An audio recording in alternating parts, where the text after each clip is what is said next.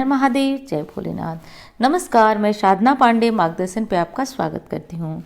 दोस्तों, आज है नवरात्रि की अष्टमी और आज हम कथा श्रवण करेंगे माता महागौरी की। नवरात्रि की अधिष्ठात्री देवी माँ महागौरी हैं। माता महागौरी की कथा मात्र सुन लेने से, अन्य कोई पूजा पाठ यज्ञ हवन किया जाए न किया जाए, इनकी कथा इस स्वरूप का गुणगान सुन लेने मात्र से व्यक्ति सभी भवों से पार हो जाता है, भव बंधन कट जाते हैं। भव बंधन क्या है? तो जो भी आर्थिक, मानसिक, शारीरिक पीड़ा है, कष्ट है, उससे मुक्ति देने वाली माता महागौरी हैं।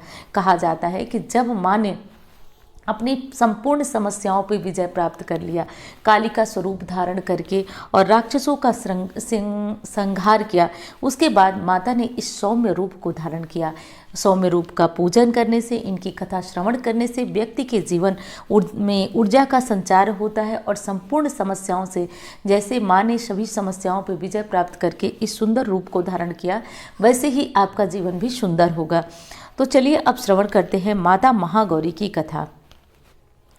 आज शारदीय नवरात्रि 2023 का 8वां दिन है। इस दिन दुर्गा अष्टमी मनाई जाती है, आप सभी जानते हैं। नवरात्रि के 8वें दिन माँ महागौरी की पूजा की जाती है। उसके बाद दोस्तों, अब नवरात्रि का 8वां दिन माँ महागौरी के स्वरूप को समर्पित है। माता रानी का यह स्वरूप खुशियाँ प्रदान करने वाला माना जाता है।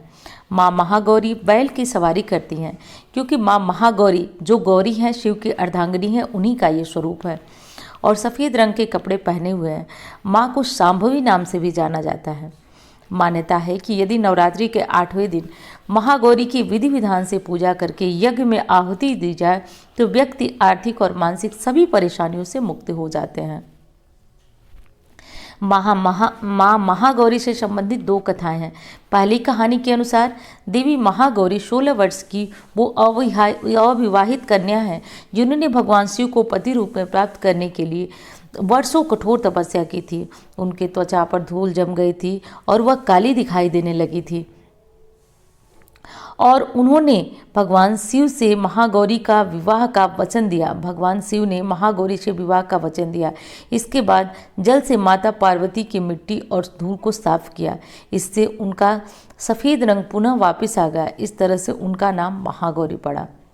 माँ महागौरी से संबंधित दूसरी कथा के अनुसार शुभ और निशुंभ 2 राक्षस पृथ्वी पर तबाही मचाने लगे थे, जिसका अंत केवल देवी ही कर सकती थी। तब भगवान ब्रह्मा की सलाह पर भगवान शिव ने देवी पार्वती की त्वचा को काला कर दिया। देवी पार्वती ने अपना रंग फिर से प्राप्त करने के लिए घोर तपस्या की। तब भगवान महादेव ने उनकी तपस्या से प्रसन्न होकर उन्हें मानसरोवर में स्नान करने की सलाह दी। मानसरोवर के जल में स्नान करने से देवी पार्वती की छवि जो काली हो गई थी, वे फिर से श्वेत हो गई। माता के इस स्वरूप को कौशिकी कहलाया और माता ने अपना रूप पुनः प्राप्त किया। इसलिए ये अष्टमी का दिन बेहद महत्वपूर्ण है। अष्टमी के दिन जो भी भक्त अपने जीवन में आने वाली जैसे माता जो थी अपने श्वेत वर्ण से काफ़ी परेशान और दुखी थी, उनके इस जीवन से मुक्ति, इस काले रंग से मुक्ति दिलाने वाले महादेव ने कहा कि जो भी दुर्गा अष्टमी का व्रत कर माता की पूजा आराधना करेगा, उसकी संपूर्ण मनोकामनाएं माता शक्ति की कृपा से पूर्ण होगी। ये थी दोस्तों कथा। और दूसरी चीज़ है कि आज के दिन क्या और कर लेना है। तो देखिए, पूजा विधि में मैंने बताया है, फिर भी आज दुर्गा अष्टमी का जो व्रत होता है बहुत महत्वपूर्ण होता है। आप 2 काम आज शाम को ज़रूर कर लीजिएगा। क्या करना है? तो सबसे पहले आज अपने घर की जो यथासंभव साफ़ सफाई हो वो आप सभी कर लीजिए। साफ़ सफाई का मतलब कि देखिए, मंदिर में जो आप जहाँ पे आप अपने माता का स्थापना की है, वहाँ पे झाड़ू का इस्तेमाल नहीं किया जाता है। भले ही नया झाड़ू हो, लेकिन आप कपड़े का इस्तेमाल करिए। कपड़े से अपने मंदिर को साफ़ करिए। मंदिर को साफ़ करने के बाद आप अपने घर के मेन गेट को साफ़ करिए। धूल वगैरह न लगी रहे। वैसे तो आपने नवरात्रि के पूर्व कर लिया होगा, लेकिन आज जो है विशेष दिन है, वो दिन है जब आपके किए गए पुण्यों का फल आपको प्राप्त होने वाला है। तो गेट में, दरवाजे में जो भी धूल वगैरह है उसको साफ़ कर लीजिए। यदि आपने पहले दिन कोई तोरण नहीं लगाया था तो आज भी आप एक नया तोरण घर में ले आइए, या फिर आप आम के पत्तों का तोरण, जो कि वीडियो में मैंने बता चुकी हूँ, तो आप वो चीज़ एक बार चेक करिए, देख लीजिए। या फिर तोरण बनाना आता है या मार्केट से ला करके एक तोरण आज अपने घर में ज़रूर लगाइए। इसके बाद आप एक काम और कर लीजिए, आज अष्टमी की शाम को आप जो भी पूजा आराधना करते हैं कर लीजिए, जो भी आपका नियम है कर लीजिए। आज आप क्या करिए कि अपने घर के मेन गेट के दोनों तरफ, ठीक है, अपने घर के मेन गेट के दोनों तरफ चमेली का तेल यदि मिलता है तो चमेली के तेल, वैसे तो मार्केट में मिल जाएगा आपको, घर के दरवाजे के दोनों तरफ चमेली के तेल का दीपक थोड़ा सा इत्र डाल करके जलाइए। चमेली के तेल का दीपक, और दीपक कैसा होगा तो आप दीपक को चौमुखा रख सकते हैं, बहुत अच्छा रिस्पांस आता है। इससे होगा क्या ये भी बता देती हूँ, इससे कोई धन नहीं आएगा, कोई कुछ नहीं होगा, बस एक चीज़ होगी। आप देखते हैं कि घर में प्रवेश करते दिमाग खराब रहता है, घर में निगेटिविटी बहुत ज़्यादा रहती है, चाहे वो निगेटिविटी पितृदेव के कारण हो या फिर घर में वैसे ही बहुत ज़्यादा कलह रहती हो। आज महाअष्टमी है, कर लीजिएगा, और महाअष्टमी से शुरू कर लगातार 3 दिन इस काम को कर लीजिएगा। जैसे सोमवार, अष्टमी, नवमी और दशहरा, ये 3 दिन ये काम करिएगा।